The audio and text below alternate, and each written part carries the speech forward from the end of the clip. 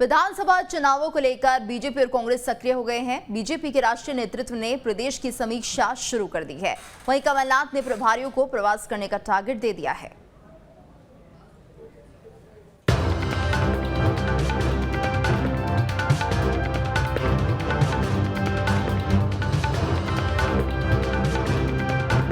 BJP के नए क्षेत्रीय संगठन महामंत्री अजय जामवाल ने मध्य प्रदेश में चुनाव की दृष्टि से समीक्षा शुरू कर दी है। जामवाल जमीनी कार्यकर्ताओं से सीधा संवाद कर प्रदेश में बीजेपी की स्थिति का अनुमान लगा रहे हैं। कांग्रेस ने भी अब नेताओं को जमीन पर काम करने का साफ संदेश दे दिया है। जामवाल छोटे कार्यकर्ताओं को भी अपना मोबाइल नंबर देकर सीधा संवाद करने की बात कह रहे हैं।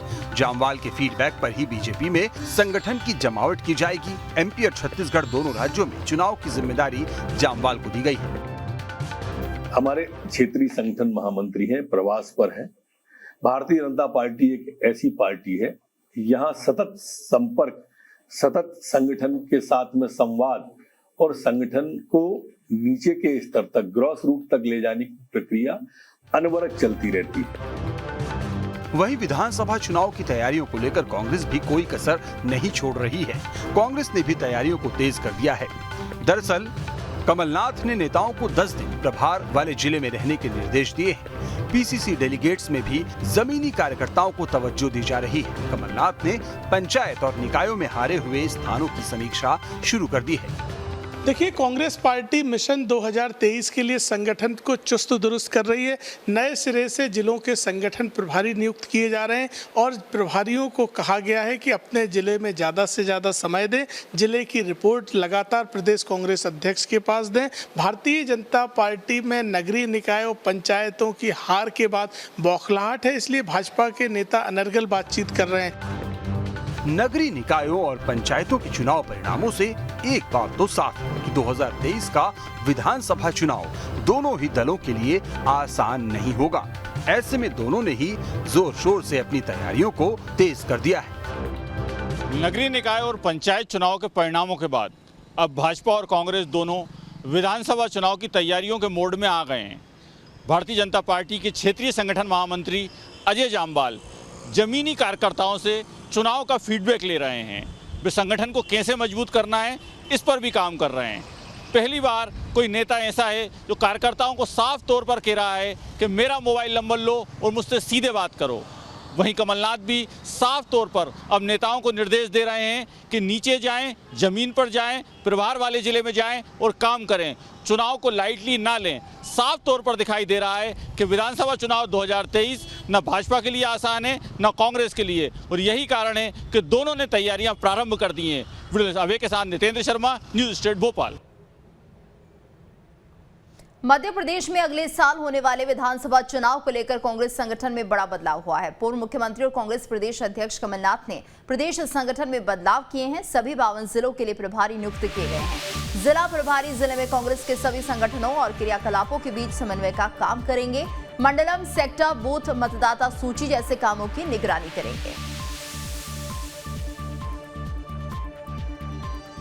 तो एमपी कांग्रेस में बड़ा बदलाव हुआ है। 52 जिलों के लिए प्रभारियों की नियुक्ति की गई है। चुनाव से पहले एक्टिव हुई कांग्रेस, कमलनाथ ने नियुक्त किए 52 जिला प्रभारी।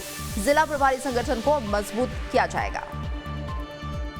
माननीय कमलनाथ जी ने अलग अलग जगह के लिए अलग अलग रणनीतियां बनाई हैं, जिनको 2023 के लिए लागू किया जा रहा है। उसी संदर्भ में ये 52 जिलों में जो प्रभारियों की नियुक्तियां की गई हैं वो हैं जो जहां जहां का प्रभारी बनाया गया है वो अपने प्रभार क्षेत्र में समन्वय स्थापित करेगा। जो हमारे अलग अलग विंग्स हैं, जो हमारे फ्रंटल ऑर्गेनाइजेशंस हैं, जैसे युवा कांग्रेस है, NSUI है, महिला कांग्रेस है, किसान कांग्रेस है, बाकी जो डिपार्टमेंट्स हैं, इन सब में कैसे समन्वय स्थापित हो, कहीं कोई कमी है तो उसको दूर करना, समन्वय का इसको स्थापित करना, कमलनाथ जी से संपर्क कराना, कोई भी समस्या है उसका समाधान वहां पर लेना, और वहां कैसे संगठन और मजबूत हो और नए लोगों को कैसे जोड़ा जाए वो इनकी जिम्मेदारी होगी।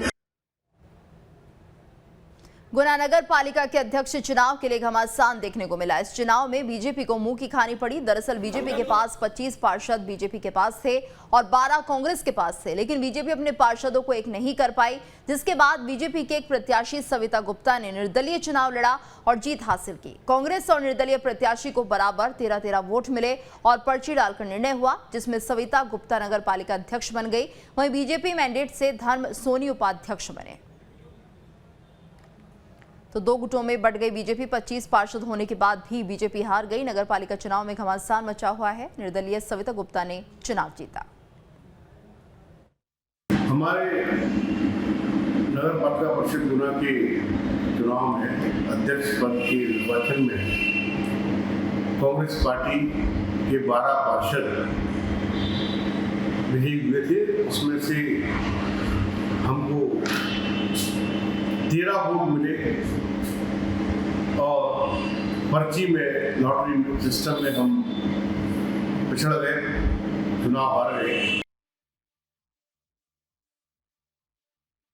ये भारतीय जनता पार्टी हमेशा सामूहिक नेतृत्व पर विश्वास करती है। भारतीय जनता पार्टी ने पार्षदों की रायशुमारी की, भारतीय जनता पार्टी ने वरिष्ठों की रायशुमारी की। इसके बाद भारतीय जनता पार्टी ने एक मैंडेट जारी किया। वो मैंडेट के साथ में हमारे कुछ पार्षद नहीं थे। उनको ऐसा लगता था कि जो पार्षद जिसके साथ थे उसको मैंडेट मिलना चाहिए। जो वर्तमान में भारतीय जनता पार्टी की प्रत्याशी जीती हैं वो भारतीय जनता पार्टी के जिले की मंत्री हैं। और इन्होंने मेरी लाज रखी और कविता जो मेरी धर्मपत्नी वो नगर पालिका अध्यक्ष बन के नगर की सेवा के लिए सेवक के रूप में 5 साल आपके लिए कार्य करेगी।